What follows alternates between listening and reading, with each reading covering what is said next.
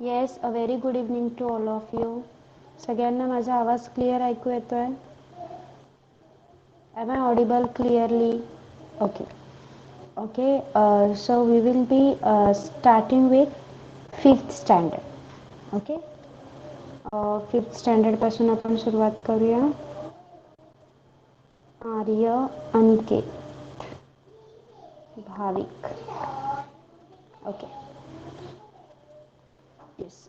So let's start. Fifth standard, your last lesson is to be completed today. Okay, आज आपण तुमचं जे last lesson आहे ते कंप्लीट करणार आहोत. So be ready for the question answers and all. 10.1 and 10.2 we have learned what is culture and ancient civilization in river valleys. Yes, हे आपण पाहिलेलं आहे. What is culture? Yes, anyone? What is culture? संस्कृती म्हणजे काय? What is culture? सांगा, कोण सांगणार?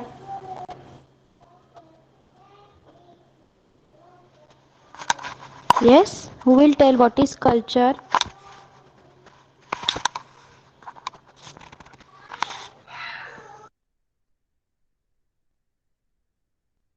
Yes, anyone? Tanmay, what is culture? Tanmay, Aniket, can you tell me what is culture? आवाज येतोय ना माझा? Okay, Tanmay. Okay, start. Tanmay, tell me.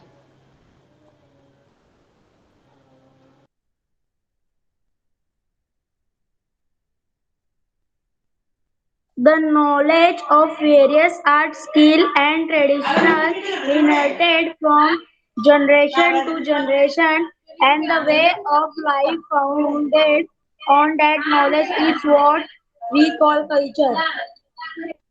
Yes, good. तर आपण आता पाहणार आहोत the ancient civilisation which was found in the riverine. Okay, the riverine civilisation म्हणजे नद्यांच्या खोऱ्यांमध्ये सापडलेल्या संस्कृती. ओके, तर आता पाहूया आपण. पहिला आहे मेसोपोटॅमिया. माझा आवाज क्लिअर येतोय? तुमचा आवाज मला क्लिअर येत नाही. तन्मयचा आवाज सगळ्यांना क्लिअर येत होता? Yes. Okay, so just a second. मी एकदा लेफ्ट होऊन पुन्हा जॉईन होते.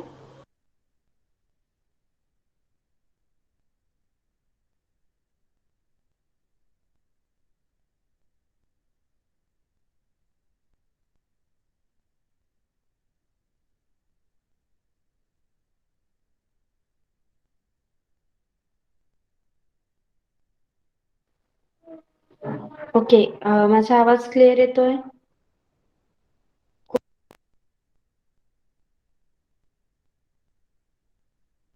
ऑन करून येस म्हणा.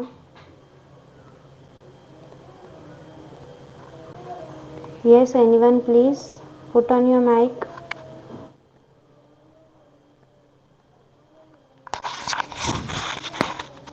Okay.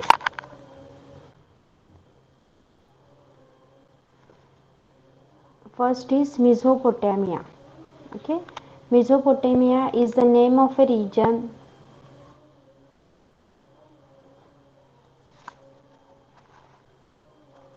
and not of any particular country.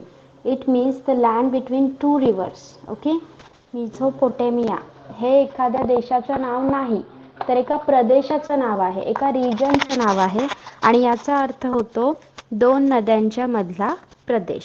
Okay. Ancient Mesopotamia was the land between the two rivers Tigris and Euphrates. प्राचीन मेसोपोटेमिया आहे तो टायग्रीस आणि युफ्रेटिस या दोन नद्यांमध्ये असणारा रिजन म्हणजे या दोन नद्यांमध्ये असणारा प्रदेश होता. These two rivers mainly flow through Turkey, Syria and Iraq. आणि या दोन नद्या कुठून वाहत होत्या? तुर्कस्तान, सिरिया आणि इराक या देशांमधून. Ancient Mesopotamia is the had great cities like Ur, Uruk, Nippur, etc. जे प्राचीन मेसोपोटेमिया होता तिथे त्या मेसोपोटेमियामध्ये उरुक आणि निप्पूर यासारखी प्राचीन नगरे होती. These cities were home to very prosperous cultures. आणि या शहरांमध्ये या नगरांमध्ये अतिशय समृद्ध अशी संस्कृती नांदत होती. Okay, understood. मेसोपोटेमिया बद्दल कळलंय. एक प्रदेशाचं नाव आहे मेसोपोटेमिया म्हणजे दोन प्रदेशांमधला दोन नद्यांमधला प्रदेश आणि टायग्रीस आणि युफ्रेटिस या दोन नद्यांमधला हा प्रदेश होता. जे तुर्कस्तान, सिरिया आणि इराक या तीन देशांमधून या दोन टायग्रीस आणि युफ्रेटिस या नद्या वाहतात. मेसोपोटेमियामध्ये उरुक आणि निप्पूर यासारखी प्राचीन नगरे होती आणि या नगरांमध्ये अतिशय समृद्ध अशी संस्कृती नांदत होती. म्हणजे जे लोक राहत होते ते अतिशय समृद्ध होते. Understood this one? 5th standard? Yes? Okay. 5th standard, I am asking you. 6 standards are replying. What about you? 5th standard. Aniket, Bhavik, Tanmay, Arya.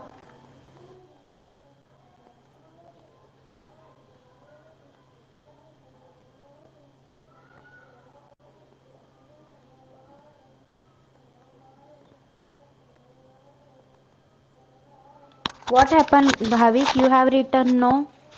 You have not understood. Yes, Bhavik, I am asking you. You have written no in the chat box. समजलं नाहीये का? Okay. Mic on करायचा आहे भाविक. भाविक mic on करून विचारायचं आहे काय प्रॉब्लेम आहे तो.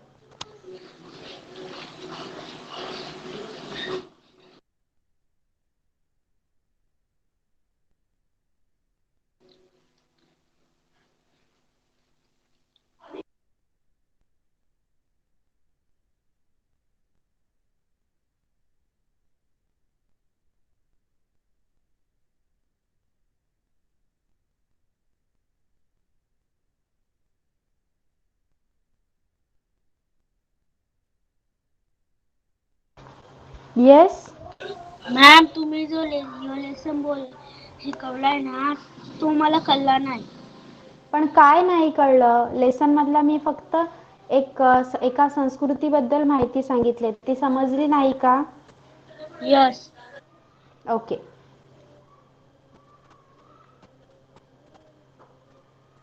C, Mesopotamia. Mesopotamia is the name of a region and not of any particular country.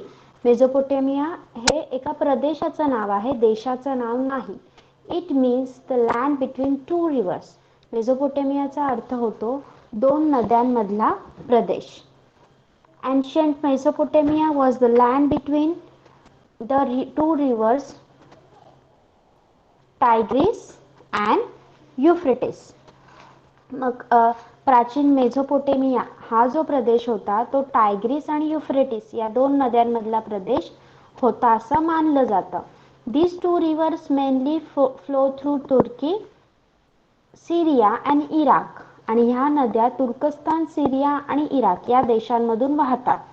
Ancient Mesopotamia had great cities like Uruk, Nippur, etc. या मेसोपोटेमिया प्रदेशामध्ये प्राचीन नगरे होती उरुक आणि निप्पूर नावाची. These cities were home to very prosperous culture. आणि या नगरांमध्ये अतिशय समृद्ध अशी संस्कृती नांदत होती. Understood now, Bhavik? Yes, Bhavik, have you understood now?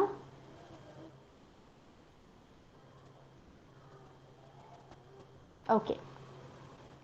सगळ्यांना समजलंय मेसोपोटेमिया या संस्कृतीबद्दल?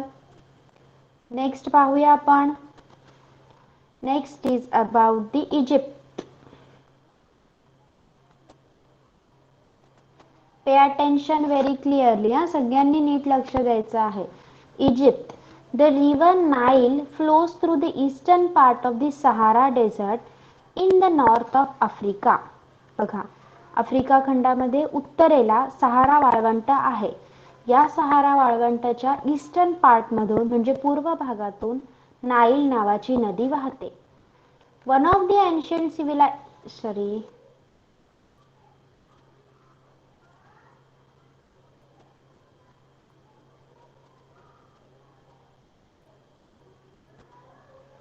One of the ancient civilizations flourished along its banks. It is known as the Egyptian civilization. बघा, आफ्रिका खंडाच्या उत्तरेला सहाराचं वाळवंट आहे, सगळ्यात मोठं वाळवंट आहे ते, आणि या वाळवंटाच्या ईस्टर्न पार्टमधून म्हणजे पूर्व भागातून नाईल नावाची नदी वाहते.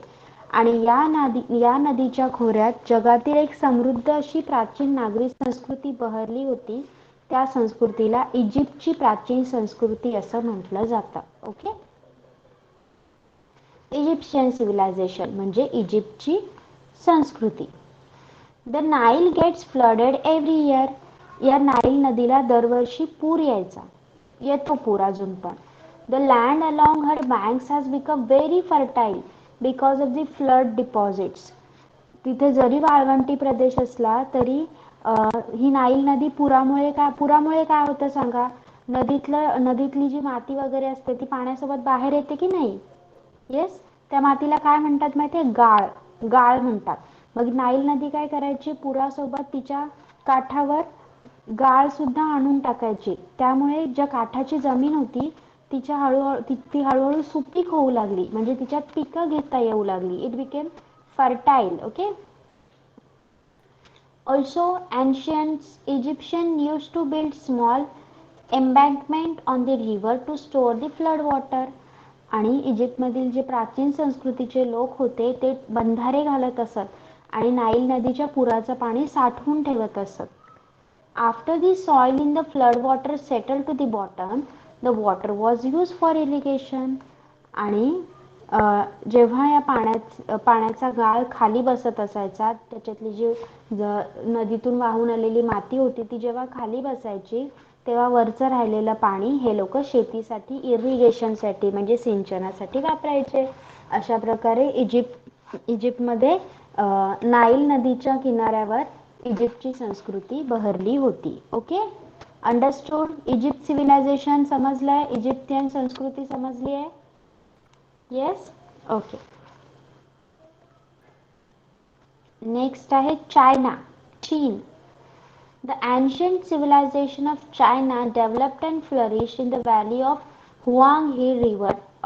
Okay, चीनमधील हुआंगहो, ओके, हुआंगहो ही नदी होती, ही नदी आहे आणि या नदीच्याच खोऱ्यात या चीनच्या नागरी संस्कृतीचा विकास झाला. According to the Chinese tradition, a king named Huangdi introduced agriculture, animal husbandry, wheeled carts and chariots, boats and clothing in China. ह्या चीनच्या परंपरेनुसार असं मानलं जातं की हुआंगडी या राजाने चीनमध्ये शेती, पशुपालन, त्यानंतर नौका, वस्त्रे, चॅरिओट्स म्हणजे चाकांची वाहने या सगळ्यांची सुरुवात केली होती चीनमध्ये. Chinese people believe that his queen invented the technique of silk production and silk dyeing. आणि हे जी चीनी लोक आहे ही असं मानतात की या राजाच्याच राणीने रेशीम उत्पादन आणि रेशीम रंगवण्याचं तंत्र शोधून काढलं होतं. लोयांग, Beijing and Chang'an were among the important cities of the ancient China. मग या प्राचीन चीनमध्ये, ancient चायनामध्ये लोयांग, बीजिंग आणि चांगांग ही महत्वाची शहरे होती. Okay, this was about the Chinese civilisation. चीन संस्कृती समजलं सगळ्यांना चीन संस्कृतीबद्दल. Yes, yes, okay. आता तुम्हाला एकदम सगळ्यात इम्पॉर्टंट सिव्हिलायझेशन शिकायचं आहे, सगळ्यात महत्वाची संस्कृती शिकायची आहे, ती म्हणजे हडप्पन सिव्हिलायझेशन, हडप्पा संस्कृती. ओके, चला बघा.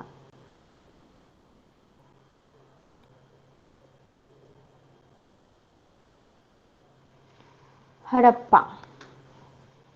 The earliest civilization of the Indian subcontinent is known as the Harappan civilization. भारतीय उपखंडातली सगळ्यात प्राचीन संस्कृती म्हणजे हडप्पा संस्कृती. It flourished in the Indus Valley. Indus is the English word for the name Sindhu. आणि ही संस्कृती सिंधू नदीच्या खोरीत विकसित झाली. इंडस हा सिंधूसाठी इंग्लिश शब्द आहे. Harappa in Punjab and Mohenjo-daro in Sindh are the two cities of Harappan civilization to be discovered first. मग पंजाबमधील हडप्पा आणि सिंधमधील मोहेंजोदडो या ठिकाणी हरप्पा संस्कृती पहिल्यांदा डिस्कवर झाली, शोधली गेली. नाव दे आर इन पाकिस्तान. आणि आता ती शहरे आता ती जी ठिकाणं आहेत मोहेंजोदडो आणि हडप्पा ही आता पाकिस्तानात आहेत. आता ती इंडियात नाहीत. Lothal and Dholavira in Gujarat and Kalibangan in Rajasthan are among the famous sites of Harappan civilization in India. 6th standard साठी आपण हे शिकलेलो होतो तेव्हाच तुम्हाला आठवत असेल. येस. गुजरातमधील लोथल आणि धोलावीरा, राजस्थानमधील कालीबंगन इथे देखील प्राचीन भारताची ही हडप्पन संस्कृती पाहायला मिळते.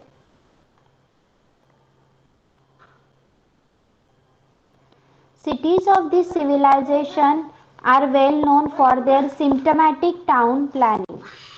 मग या संस्कृतीत जी शहरे आढळत होती ती नगर रचनेसाठी खूप फेमस अशी मानली जातात.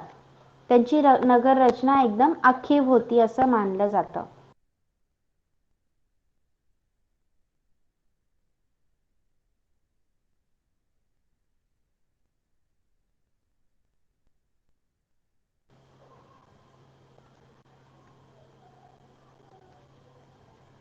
The houses were built in blocks created by parallel roads that crossed each other at a right angle.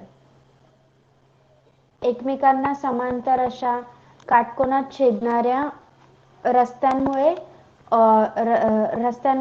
तयार झालेल्या चौकोनी जागेमध्ये घरे बांधलेली होती हडप्पा संस्कृतीतील लोकांनी. Huge granaries and the spacious houses were the special feature of these cities.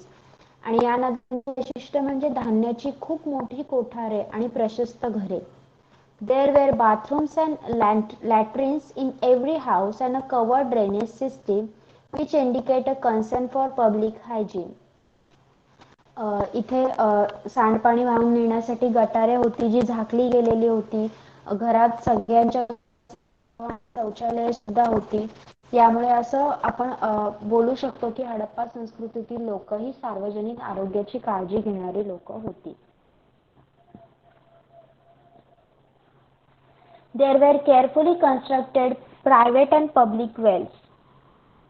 खाजगी आणि सार्वजनिक विहिरी सुद्धा बांधल्या गेल्या होत्या. The cities were divided into 2 to 4 parts. नगराचे 2 ते 4 भाग केलेले असतात. Each with a separate fortification. आणि प्रत्येक विभागाला तटबंदी केलेली असे. समजलं इथपर्यंत? Yes? Is it low? Okay, wait.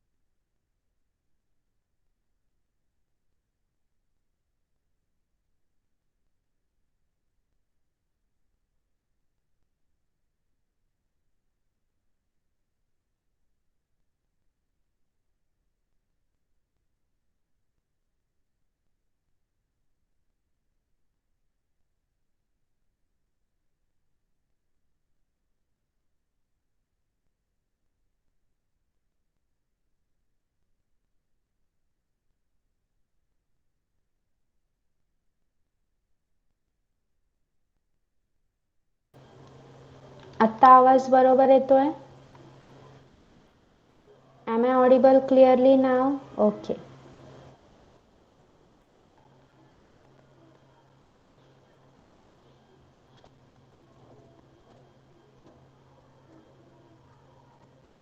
Okay, fifth standard, we are going to stop over here. Half of the part we'll be dealing with in the next lecture. Okay? Okay, fifth standard. आता तुम्ही काय करायचं आहे? Chinese civilisation and Egyptian civilisation बद्दल information लिहायची आहे.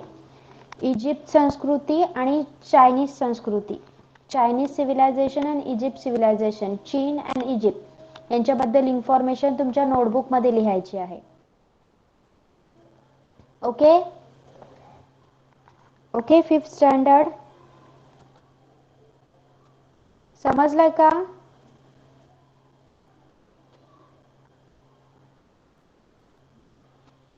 Fifth standard I am asking you, काय करायचं आहे ते समजलंय का तुम्हाला?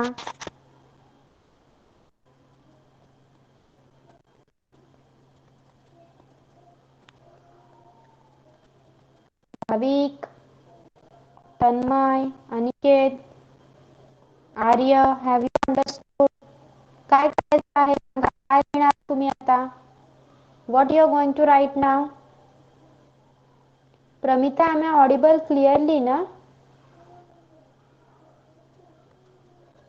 Okay. So everyone can hear me. Why you are not answering?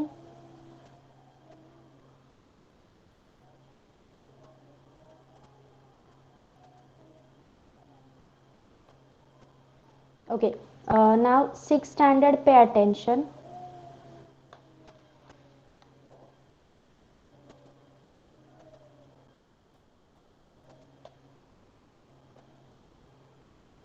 Okay. Sixth standard, we were learning with the dynasties in India. Okay, in ancient India. त्यापैकी आपण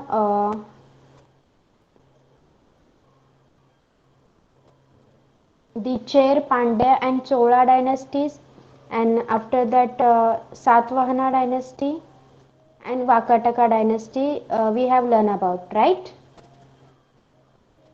Yes, am I right? Sixth standard. Okay. Okay. आणि मी तुम्हाला सांगितलं होतं की lesson पूर्ण झाल्यावर आज क्वेश्चन आन्सर मी घेणार आहे आणि सगळ्यांनी त्याची उत्तरं द्यायची आहे. ओके, चला मग आपण सुरुवात करूया आपला 9.4, द चालुक्य डायनेस्टीज, म्हणजे चालुक्य राजघराणे. The Chalukya dynasty in Karnataka was a powerful one. कर्नाटकामध्ये असणारं चालुक्य राजघराणे हे बलशाली राजघराणे म्हणून ओळखलं जातं. The kingdom of Kadamba Kalachuri had become powerful after the decline of the Vakatakas. कदंब कलचुरी या सत्ता वाकाटकानंतर एकदम प्रबळ सत्ता मानल्या जातात. But the Chalukya kings established their dominance over all of them. पण या सगळ्यांवर चालुक्य राजांनी स्वतःचं वर्चस्व स्थापित केलं होतं.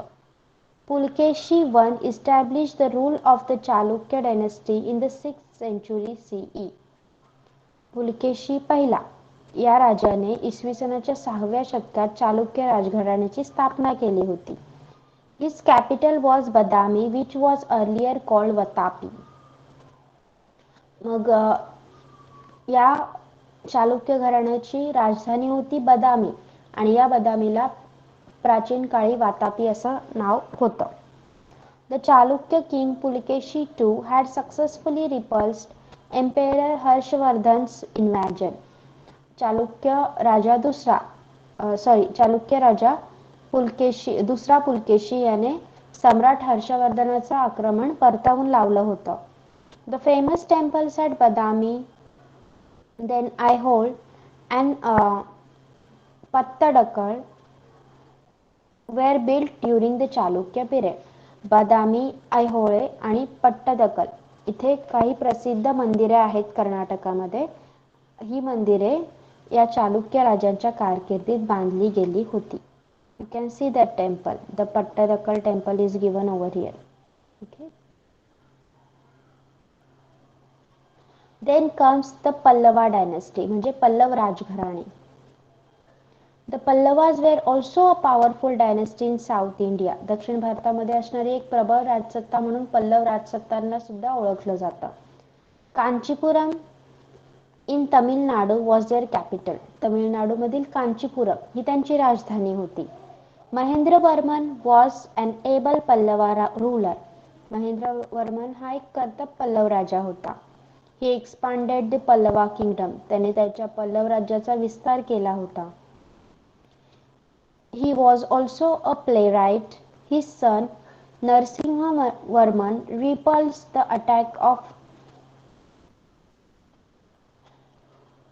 attack on his kingdom by the Chalukya king Pulkeshi II. हा जो महेंद्र वर्मन आहे तो स्वतः एक नाटककार सुद्धा होता आणि महेंद्र वर्मनचा मुलगा नरसिंह वर्मन याने चालुक्य राजा दुसरा पुलकेशी याचा त्याच्या राज्यावरील होणारा आक्रमण परतावून लावलं होतं.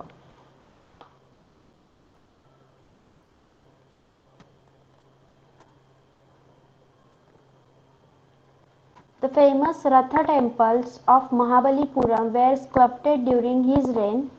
These temples have been sculpted in single rock. बघा याच्याच कारकिर्दीत महाबलीपुरम येथे असणारी रथ मंदिरे बांधली गेली होती. बघा हे आहे महाबलीपुरम येथील रथ मंदिर आणि याचं वैशिष्ट्य म्हणजे हे मंदिर एका अखंड पाषाणात कोरलं गेलेलं आहे. म्हणजे आणून त्यानंतर तिथे कोरीव काम करणे असं नाही, तर एका पूर्ण मोठ्या पाषाणात हे मंदिर कोरलं गेलेलं आहे. ओके, हे त्याचं वैशिष्ट्य आहे.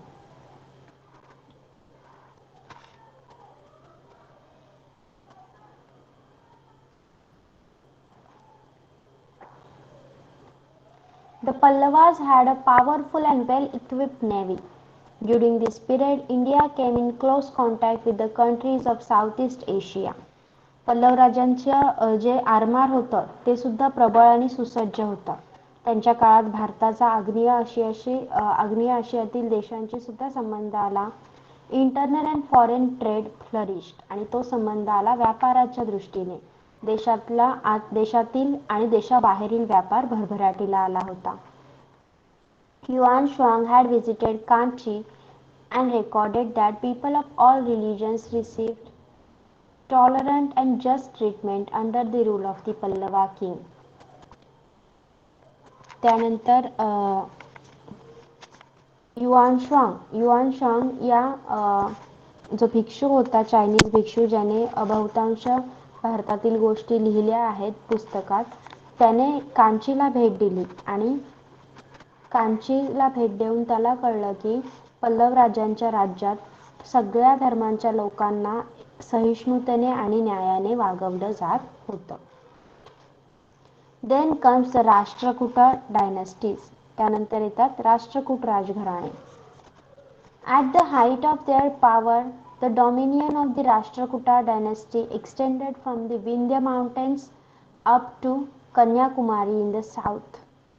राष्ट्रकूट घराण्याच्या भरभराटीच्या काळामध्ये त्यांची सत्ता विंध्य पर्वतापासून ते दक्षिणेला कन्याकुमारी पर्यंत पसरलेली होती. Their power was first established in Maharashtra by King Dantidurga. पहिल्यांदा महाराष्ट्रामध्ये राजा दंतीदुर्ग याने राष्ट्रकूट घराण्याची सत्ता स्थापन केली होती. Krishna Raja one had the famous Kailas temple carved at Ellora. महाराष्ट्रातील अजिंठा वेरूळ येथील कैलास मंदिर सुप्रसिद्ध आहे, हे तुम्हाला माहीतच असेल. तर कृष्ण राजा पहिला याने हे मंदिर खोदवून घेतलं होतं. Up to now, we have learned about the different dynasties that ruled ancient India. In the next lesson, we will review the social and cultural life in ancient India. आतापर्यंत आपण वेगवेगळ्या भारतातील प्राचीन घराण्यांबद्दल माहिती घेतली, वेगवेगळ्या सत्तांबद्दल माहिती घेतली. नेक्स्ट लेसनमध्ये आपण भारताचे सामाजिक आणि सांस्कृतिक लाईफ कशी होती ते पाहणार आहोत. इथे तुम्ही पाहू शकता वेरूळ येथील एलोरा केव्स. ओके. तिथे असणारं कैलास टेम्पल हे राष्ट्रकूट राजा कृष्ण राजा याने खोदवून घेतलेलं होतं. Okay. Yes, here we have completed our lesson. Periplus of the Erythraean sea हे काय आहे, ह्याचं नाव आपण आपल्या लेसनमध्ये ऐकलं होतं. मग त्याचा एक रिव्ह्यू घेऊया आपण. अ पेरिप्लस इज अ हँडबुक. हे एक माहिती पुस्तक आहे. पेरिप्लस म्हणजे हँडबुक, माहिती पुस्तक. The Erythraean C is a red sea. Erythraean sea म्हणजे तांबडा समुद्र. For the Greeks the Indian ocean and the Persian gulf were also part of the red sea. Greek लोकांच्या दृष्टीने हिंदी महासागर आणि इराणचे आखात हे तांबड्या समुद्राचाच भाग होते असं मानलं जातं. Periplus of the Erythraean C is a handbook of a red Sea. म्हणजेच Periplus of the Erythraean Sea याचा अर्थ होतो तांबड्या समुद्राचं माहिती पुस्तक. It was written sometime in the first century CE. कधीतरी इसवी सनाच्या पहिल्या शतकातील हे पुस्तक आहे असं मानतात. The seller who wrote it lived in Egypt. ज्या खलाशाने हे पुस्तक लिहिलं तो इजिप्तमध्ये राहणारा होता. The Periplus gives information about the trade that went on along the Indian coastline, the Persian Gulf and Egypt. मग या पुस्तकात भारताचा समुद्रकिनारा, इराणचा आखात आणि इजिप्त या देशांमध्ये जो व्यापार चालत होता त्याची माहिती आपल्याला मिळते. Ports like Barygaza, Bhadoch, Nalasopara, Kalyan, Muziris are mention in the Periplus. बघा, बॅरिगाझा म्हणजेच भडोच, नालासोपारा, कल्याण, मुझिरिस या बंदरांचा उल्लेख या पेरिप्लसमध्ये केलेला आढळतो. Muziris was a port near Kochi in the Kerala. Muziris हे केरळमधील कोचीनच्या जवळ असणारे एक प्राचीन बंदर होतं. This ancient port does not exist any more. आणि आज ते अस्तित्वात नाही. Okay, clear till here? Yes, okay. Question answer नाव. येस, लास्ट लेक्चरला सांगितल्याप्रमाणे आज सगळे क्वेश्चन आन्सर होते. ओके, चला.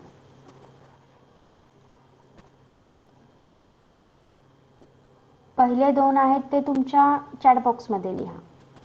Whose name did the Satavahana kings write before their own. Satavahana राजे त्यांच्या नावाआधी कोणाचं नाव लावत? येस, देअर मदर, आईचे नाव. अंतरा मी चॅट बॉक्समध्ये लिहायला सांगितलं answer. The ancient name of Kolhapur. कोल्हापूरचं प्राचीन काळातील नाव.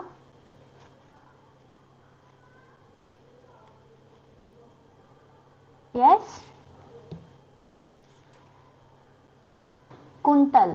Yes, Kuntal. Then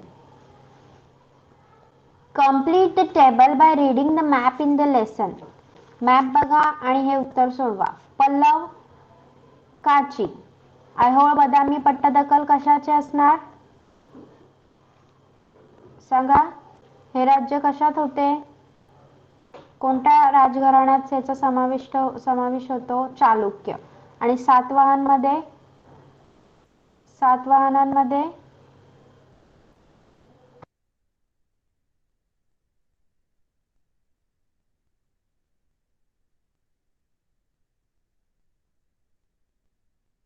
yes, in the Satavahanas. Map बघा.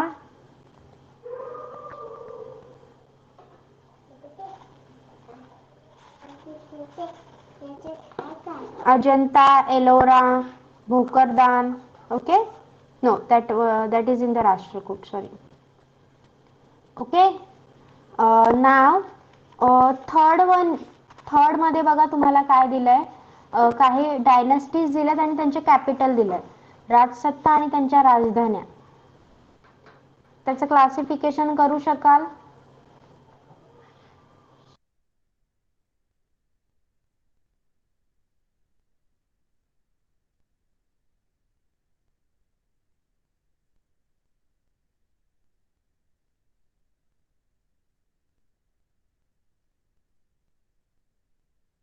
ओके, प्रमिता सांगणार तू? Yes ma'am. हां, सातवाहना प्रतिष्ठान. चालुक्य, वातापी, यकाटाका, याचा गुल्म, Pallava, Vatsagulma. Vatsagulma, Pallava, मादुराई.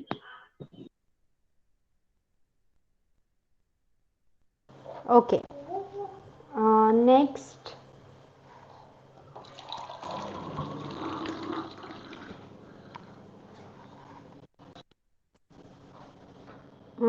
Your next question is answer in one sentence. Name the ancient dynasties of southern India. प्राचीन भारतातील दक्षिण भारतातील प्राचीन राजसत्तांची नावे. येस अंतरा. Yes teacher. दक्षिण भारतात चेर, पांड्या आणि चोल तसेच राष्ट्रकूट, चालुका, वाकाटक व सातवाहन याच्या प्राचीन राजसत्ता होत्या. Good. Anuj.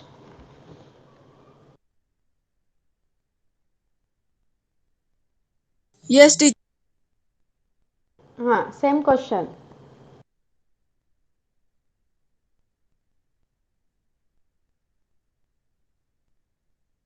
Yes, teacher. The chair, Pandya and Chola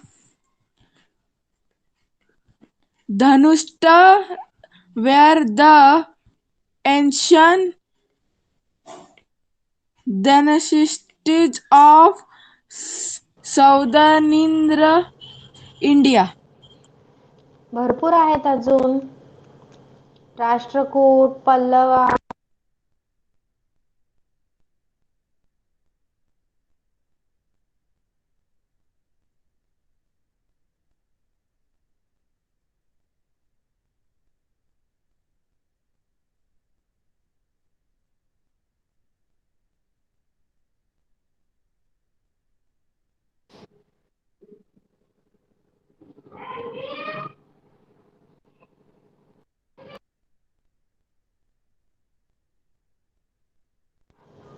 Pramita, will you?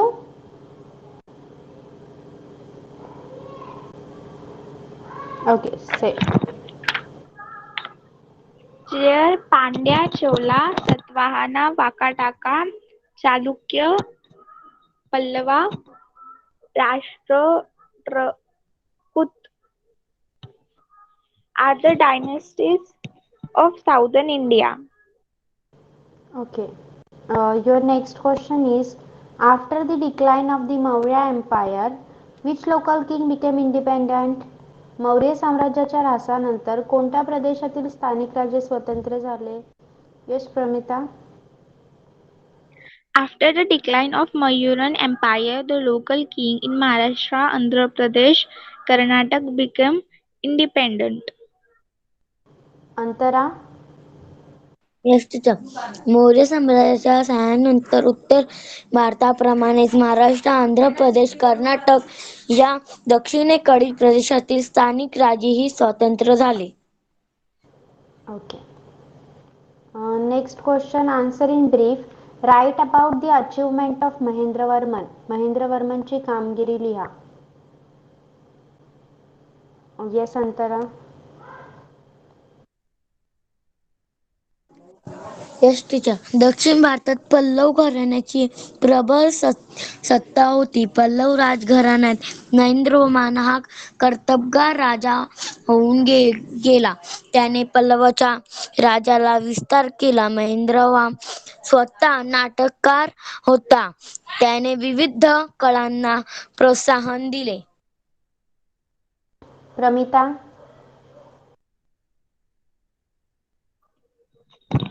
Mahendravarman was an able Pallava ruler. He expanded Pallava kingdom. He was also a playwright. Yes. Your next question is, what is mean by त्रिसमुद्र तोयापित वाहना? त्रिसमुद्र तोयापित वाहन म्हणजे काय?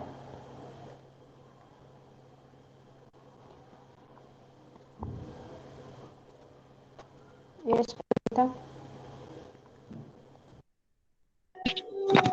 Trisamudra Toya Pet Vahana means one whose houses have drunk the water of three seas.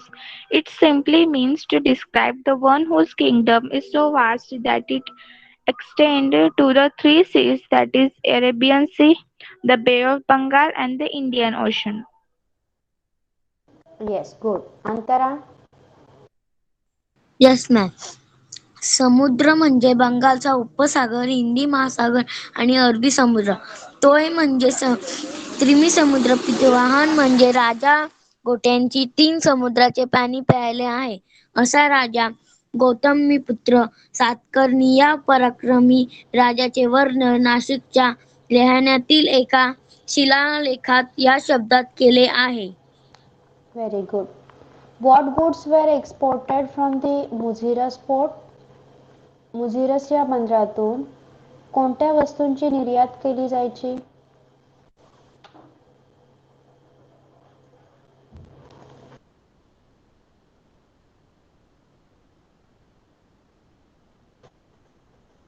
Yes, Pramita. Goods like spices, pearls, precious stones were exported from Muziris port. Yes. Antara?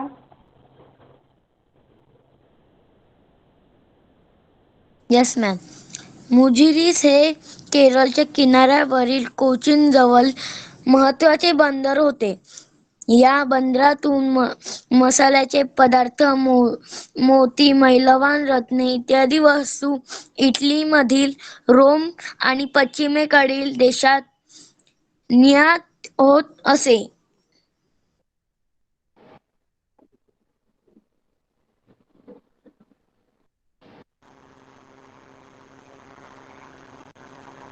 Okay. So here we have completed all the question and answers. सगळ्यांना समजलेत का question answer? 6th standard. Okay. आता राहिलेले question answers लिहायचे आहेत आज. Okay. 5th स्टँडर्डचं writing complete झालंय. 5th standard have you completed the writing?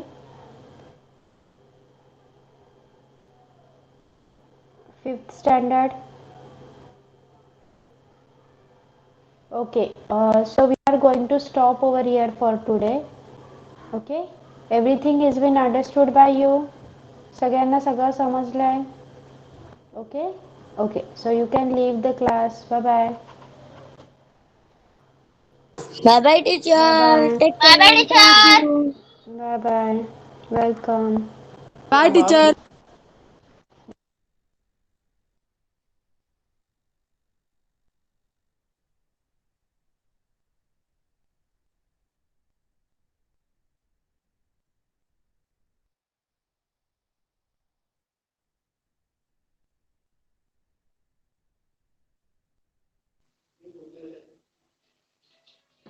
शपथ तुझे वे प्यार करते मैं प्यार करते ओ प्यार करते